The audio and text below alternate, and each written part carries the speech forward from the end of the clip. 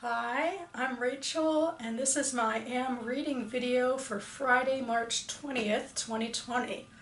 You might notice I'm in a different location than my usual, but really I'm only just a foot away from my usual location. But this setup on my bed really is what I have used in the past for NaNoWriMo vlogs every now and then.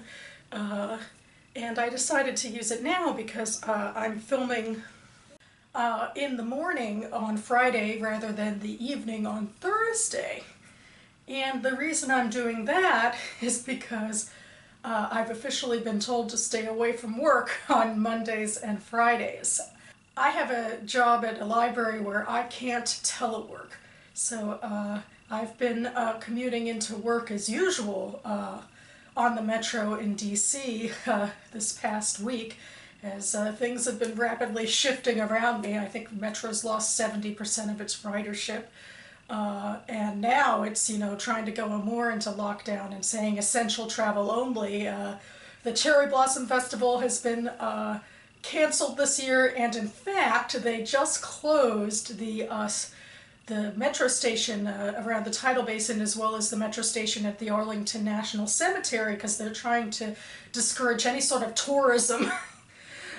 So there's that, but the next step, I guess, would be to say that only essential personnel can use the metro. People who need it because they're government officials or because they work in healthcare.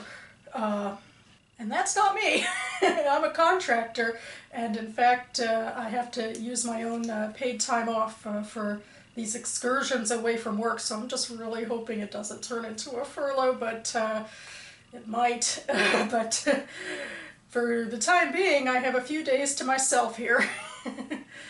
More people are wearing the masks on the metro. I know it always makes me seize up a little bit, because either they're not sick and they're wearing the masks even though everyone's telling them not to, or they are sick and we're in close proximity. So I'm assuming so far it's the former, because I'm feeling okay. So there's that. Anyway, didn't I come on here to talk about books? That's one of the positives of BookTube and other digital original material, is that we don't have to change so much in what we do, at least on these videos.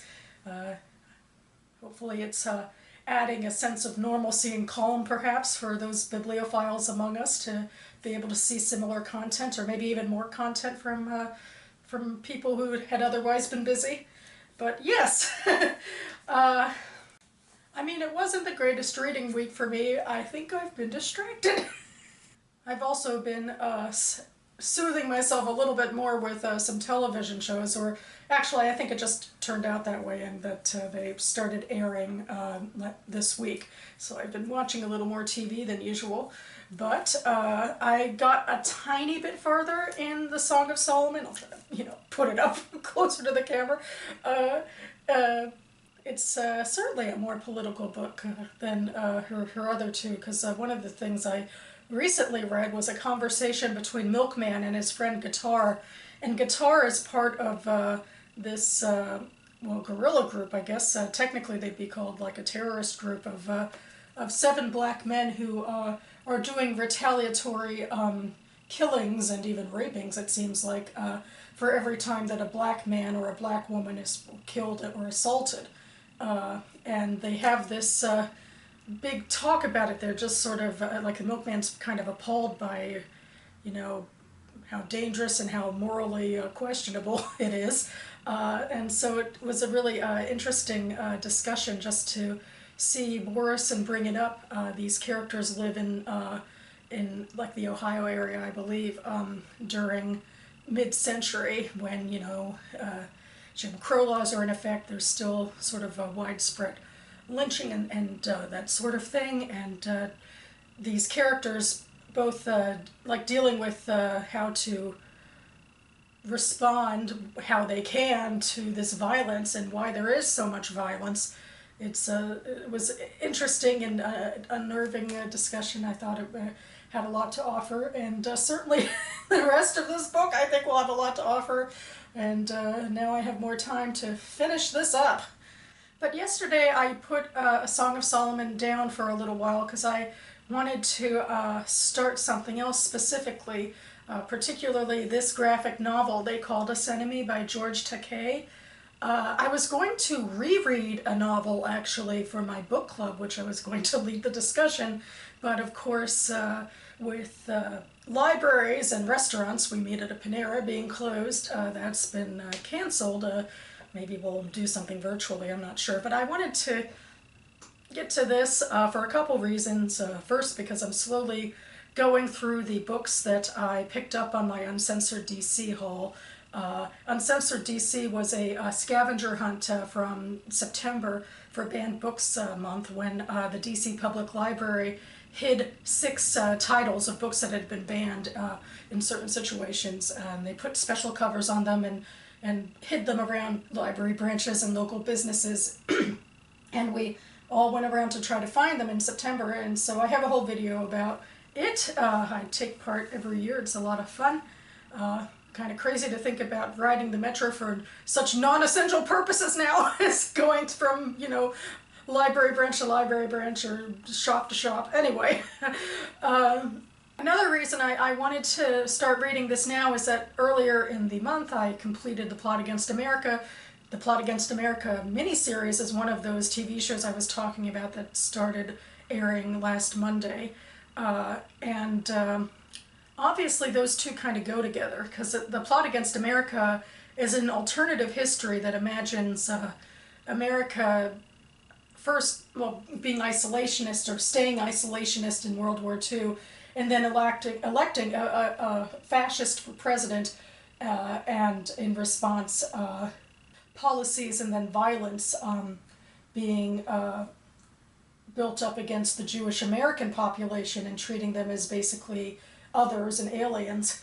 And, you know, it's horrific, and, you know, you come out of it and think, well, you know, thank goodness that part of it was alternative history. But during the 40s and when the U.S. ultimately entered the war, we did treat a American population as alien and as other, and that would be the Japanese Americans. And even as I started reading this graphic novel, there were parts of it that were similar to The Plot Against America. We had the families gathered around the radio and feeling tense as elected officials started talking smack about them, basically, and hinting or, you know, saying these policies that would affect them. And in the case of George Takei and his family and so many other Japanese Americans, that was that they were also rounded up and sent to internment camps for years, for the crime of being Japanese American, of having that ancestry. I also like the way that the graphic novel in particular is told. It seems like it's cribbed from a TED Talk that Takei gave, obviously years and years later. Like, I thought of like panels like this one, like the one at the bottom of his father, where there's all this text, and it gives the liberty to have this very passive panel where the father is just looking off into the distance, and this narrative from the future tells what he's thinking about and why. And of course this is an interesting graphic novel as well, because George Takei was so young at the time that he didn't fully understand what was happening, and he even has some good memories of his time living in these camps. And of course what he's doing is he's coming to terms with the fact that these good memories came from the fact that his parents bent over backwards to give him the best life they could, and to be part of a community with the other Japanese Americans. And his father was even like a proactive sort of representative leader. His father had also been in the country for like 20 years and had never been allowed to apply for citizenship because he's Asian. And it just speaks to the fact that these things don't just happen, you know.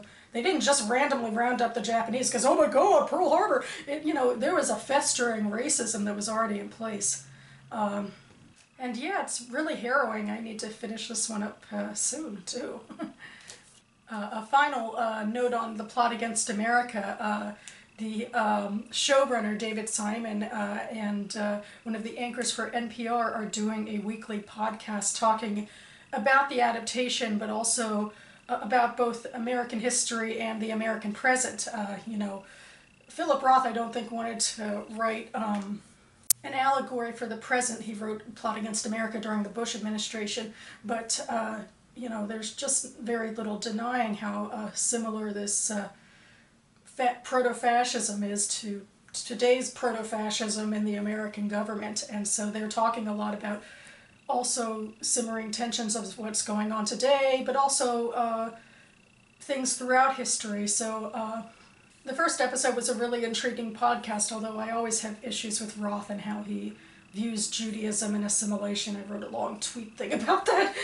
Anyway, and I'm hoping that sooner or later, because the vantage point of this podcast is to say this alternative history was awful. Yes, staying out of the war would have been awful. Yes, siding with Hitler would have been awful. But what we did at home during the war to the Japanese Americans especially, and to a lesser extent also to Italian Americans and German Americans, that was also awful. So I really hope they get to that in the next 5 episodes. So I'll link to that below and we'll see if they do that. But for now, next on my docket, I'm going to a very different war for America, and also the final book I have to read for the BookTube Prize this round. This is The British Are Coming! The War in America, Lexington to Princeton, 1775 to 1777. Volume 1 of the Revolution Trilogy by Rick Atkinson. I only have to read this one. I think this is the only one published so far. Very different war for America. The one where we're the underdogs and the British are the oppressive force trying to keep us down, and we want some liberty and we're willing to give it to some of our citizens, apparently. But anyway, this I think will be much more specifically about the actual events of the war. Very specific, I guess, hopefully engaging, but I don't want to say much more about it now because I am, as I said, officially judging it for the BookTube Prize. The octafinal round is finishing up in something like 10 days, and then I'll have to submit my ballot. And I have some information about the BookTube Prize listed down below. So that about covers it for me now. Not sure what else I have to say. I've already rambled on a lot about the coronavirus, which is taking up a lot of all of our collective thoughts, I'm sure, as we wait to see when this might flatten out and be over. Hope everybody is staying safe out there. In the meantime, I know that it's difficult for a lot of people, certainly, to socially isolate, and even for us, I think, it's one thing to sometimes be staying home and reading, but to always be home and reading and have to keep 6 feet away from people, that's something else. So I know that, like, a group of my friends who we usually meet in person for brunch every now and then, we're thinking about doing a virtual brunch. My synagogue is closed. We closed shortly after Purim, and my clergy has been online a whole lot doing Facebook Lives and Zooms and that sort of thing to keep programming together. I'm sure religious communities are having trouble because, the name of the game is getting together in the name of community, and we're all, isolated from one another. So I might be able to take part remotely, like in Shabbat or something. I'll probably be doing a lot of writing. I've kind of shifted around the type of blogging writing I want to do because the coronavirus is so much on my mind. I feel like there's stuff to write about. Also, still my fiction that I want to get chugging along with too, and of course all of the reading. Just trying to remind myself that there's some good to be said of having some extra time at home. I hope everybody out there is staying safe and healthy. Special shout out to Italy. They're going through a really rough time. I have some of my own family there who I think so far at least are doing okay. But yeah, thanks so much for watching, everyone, and I'll see you next time.